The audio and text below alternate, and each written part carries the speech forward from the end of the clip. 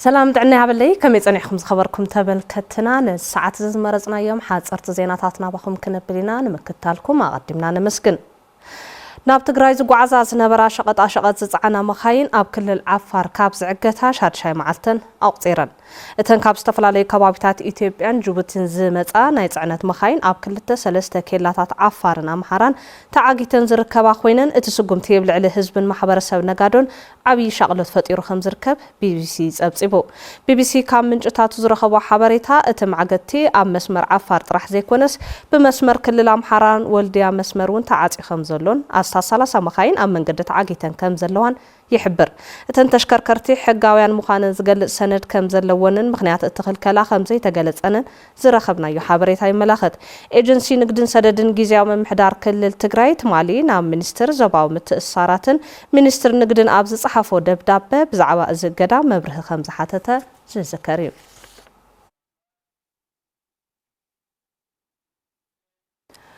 ቤት ጽሕፈት ፖሊስ ከተማ ዓዲ ጉደም ምስ ኣካላት ጸጥታ ማሕበረሰብ ፎረምን ካልኦት ዝምልከቶም ኣካላትን ኣብ ስራሕቲ ገበንን ስጋት ገበንን ኣመልኪቱ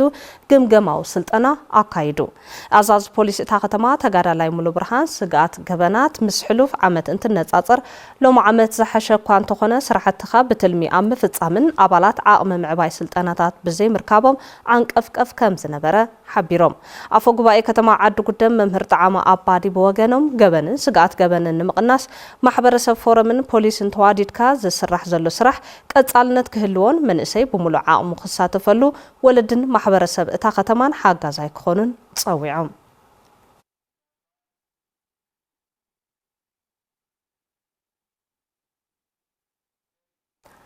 ንሰላም ዋጋ ዝኸፈለ ሕብረተሰብ ጸጥትኡ ሕልው ንምግባር ውዳበታቱ ኣጠናኺሩ ይሰርሕ ምህላው ዘፈር ሰላምን ጸጥታን ወረዳ ኣሕሳኣ ኣፍሊጡ ተሳትፍቲ ከም ዝበልዎ ምልሻ ወረዳ ኣሕሳኣ ሕሉፍ ጀግንነቱ ብምዕቃብ ሰላምን ጸጥታን ምርግጋጽ ብጽሒቱ ከም ዝፍጽም ገሊጾም ሓላፊ ዘፈር ሰላምን ጸጥታን ወረዳ ኣሕሳኣ ኣይተ ኤልያስ ገብሩ ነባርታ ወረዳ ትማሊ ምእንተ ሰላም ኢሉ ምስ ጸላእቲ ፊት ንፊት ገጢሙ ዋጋ ዝኸፈለ ተቃላሳይን መቃላሳይን ስለዝኾነ ሕዚ ሰላም ከሓርሞ የብሉን ኢሎም ውሕስ ሰላም ዝረጋገጽ ብዕጡቕ ሓይሊ ጥራሕ ዘይኮነስ ነፍሲ ወከፍ ነባሪ ብሕግን ኣሰራርሓን እንትዳነ ሰላማዊ ምንቅስቓስ ከም ዝረጋገጽን ነዚ ንምርግጋጽ ሕብረተሰብ ሓጋዚ ክኸውን ኣይተ ኤልያስ ሓቲቶም ከም ጸብጻብ ርክብ ሓበሬታን ወረዳ ኣሕሳኣ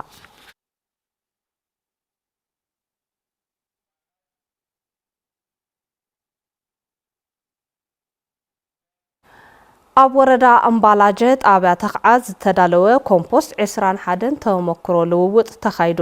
ተጠቀምቲ ሓረስቶት ከም ዝበልዎ ኣብ ከባቢኦም ካብ ዘለው እታወታት መቀላጠፊ ኮምፖስትን ብምጥቃም ዘሐሸ ምህርቲ ንምርካብ ከም ዝሰርሑ ተዛሪቦም ሓላፊ ዘፈር ቁጠባ ወረዳ ኣምባላጀ ኣይተ ትግል ጸጋይ ኮምፖስት ብቐሊሉ ኣብ ከባቢ ብዝርከብ እታወታት ብምድላው ኣብ ውሽጢ 21 መዓልቲ ናብ ግልጋሎት ከም ዝውዕል ብምግላጽ ነቲ ስራሕ ክላስተር ማእኸል ተገይሩ ከም ዝጋፋሕ ገሊጾም ኣብቲ ምድላው ኮምፖስት ዝተረኸቡ ኣተሓባሪ ዝራእቲ ዞባ ደቡብ ትግራይ ኣይተ ገዛሄኝ ተስፋይ ኣብታ ጣብያ ዝተጀመረ ብሉጽ ስራሕ ናብ ካልኦት ከባቢታት ንምስፋሕ ክንሰርሕ ኢና ኢሎም ከም ጸብጻብ ኣስናቀ መሐመድ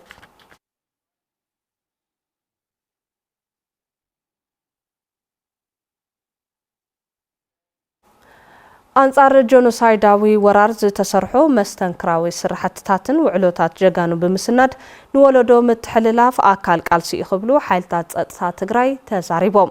ብሓይልታት ጸጥታ ትግራይ ዝተሰነደት መትከል ተጋሩ ዘርእስታ መጽሓፍ ላዕለዎት ኣመራርሓ ሓይልታት ጸጥታ ትግራይን በብብርኩ ዝርከብ ኣመራርሓን ኣብ ዝተረኸብሉ ተመሪቓ ነታ መጽሓፍ ዘመረቐ ኣመራርሓ ሓይልታት ጸጥታ ትግራይ ተጋዳላይ ነጋሽ ሕሉፍ ጀጋኑ ደቂ ህዝቢ ጀግንነቶምን ውዕሎ ህዝቦምን ዘዘንቱ መጽሓፍ ምስናዶም ዝናኣድ ምዃኑ ገሊጹ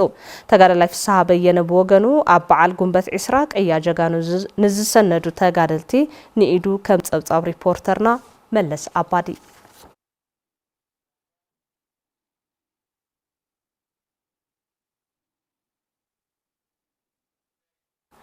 ፕሬዚደንት አሜሪካ ዶናልድ ትራምፕ ንመራሒ ሩስያ ቭላድሚር ፑቲን ኣብ ዩክሬን ዝካየድ ዘሎ ኩናት ንምቁራጽ ናይ ክልተ ሰሙን ግዜ ገደብ ከም ዝሃብዎ ኣፍሊጦም ሩስያ ኣብ ቀረባ እዋን ኣብ ልዕሊ ዩክሬን ዘካየድቶ ናይ ነፈርቲ መጥቃዕቲ ኣብቲ 4 ዓመታት ዝቐጸለ ኩናት ተራእዩ ዘይፈልጥ ምዃኑ ይግለጽ ኣብ መወዳእታ ሰሙን ሩስያ ኣብ ልዕሊ ርእሰ ከተማ ዩክሬን ኬቭ መጥቃዕቲ ነፈርቲ ብምክያዳ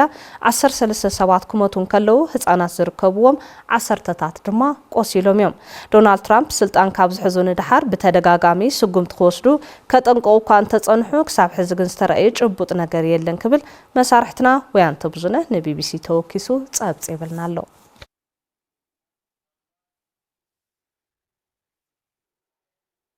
ሓጸርቲ ዜናታት ሰዓት ዛዚምና ልዋም ገብረ ኪዳን ምሳኹም ጸኒሐ ዜናታት ቴሌቪዥን ትግራይ ሕዙን ክቕጽል እዮም ምሳናጽ